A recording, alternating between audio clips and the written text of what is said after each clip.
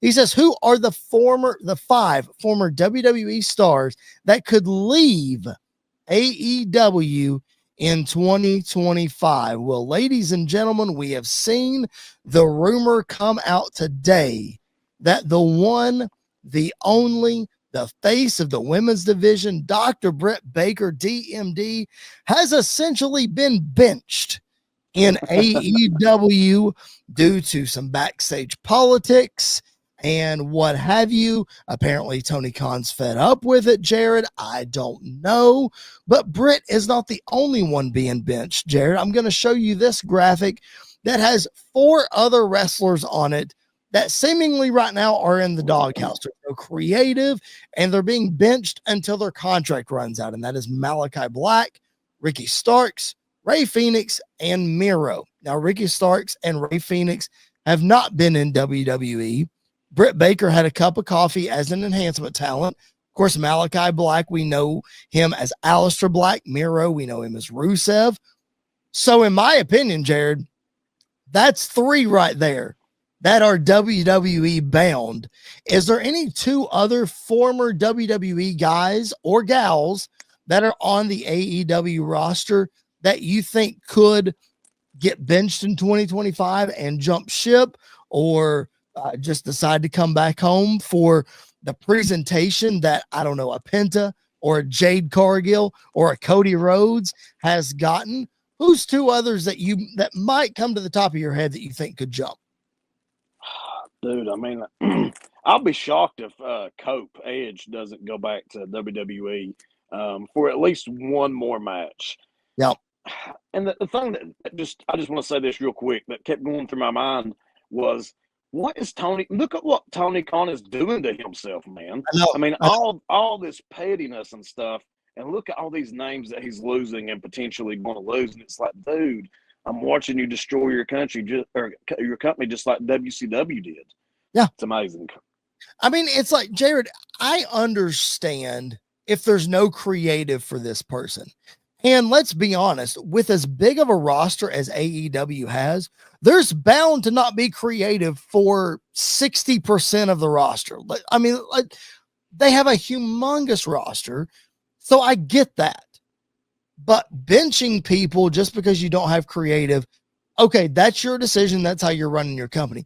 But Jared, the 5 people that are on that graphic, I'm going to throw that graphic up one more time because it amazes me. The 5 people on this graphic that you are benching are stars in your company or could be stars in your company. You are literally wasting some of the best talent that you have because you, quote, don't have creative for them. I know that I like to bag on AEW all the time, but Jared, it's this simple to me. If you have stars that are that big, figure out some creative for them and put them on TV. How hard is it? Yeah, with the exception of Miro, man, those are 4 of what I would consider to be his biggest stars. I mean, he's got a lot of biggest stars, I guess, that you could list. But, man, those 4, just unbelievable. I mean, we talked earlier in the show about the women's division in WWE needing star power. You think Britt Baker would provide some star power for the women's division in WWE? You think Malakai Black couldn't come back over and immediately insert himself into the main event picture? Just a blink of an eye ago, people were comparing Ricky Starks to The Rock. You don't think he could come in there and give some personality? And Rey Fenix, I mean, daggum, we just talked about him with Penta. Put him with Penta. Andy said it last week, revolutionizing the tag division, taking it to a whole other level that we haven't seen since the Hardys, Dudleys, and Edge and Christian did battle several years ago. And then Miro, he might not have been a main eventer when he was on the WWE roster, but he went to AEW and he got the shaft, and he's been on the bench for the longest. You don't think he's coming back to WWE with a vengeance and something to prove? A big guy like that? Look, put Miro in the ring with Jacob Fatu, Jared. Put him in the ring with Braun Strowman, Bronson Reed. Those guys would absolutely I mean, they got to reinforce the ring for that kind of stuff. So I just think those guys, Tony Khan is just, like you said, I don't know what he's doing. It would be huge, huge. I was just saying.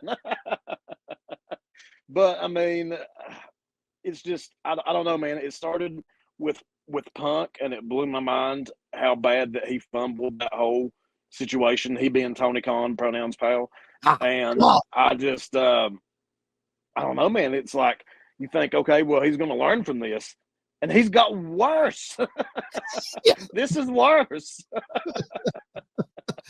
Because shortly after, I mean, you got Cody Rhodes leaving and Jade Cargill, who we know is still not great in the ring, but her presentation is fantastic. She's been a champion. She's been right alongside Bianca Belair. When she comes back from this, quote, injury, it's going to be huge. So, like, you're literally, thank you. You are literally just feeding WWE these people that you just don't want anything to do with, and WWE is making bukus of money off of them and making them huge stars. And let's be honest, Jared, Ricky Starks, Malakai Black, Rey Fenix, Miro, and Britt Baker are licking their chops at what WWE has done with Penta over the last couple of weeks and all the people that I just named. And I shudder to think, Jared, they're not the only ones in that company that want to come over and be able to eat at the WWE table, right? I mean, the only thing that like was helping AEW before was Vince McMahon. I mean, that was what made WWE so unbearable to work for and so unbearable to watch. And now it's all changed, and like everything makes sense, kind of like in this country. All of a sudden, everything makes sense again. And I'm amazed, man. I'm amazed. But they'd be crazy not to want to come from AEW to TNA, even to TNA and WWE. They're kind of one and the same right now. Yep. Why wouldn't you jump ship?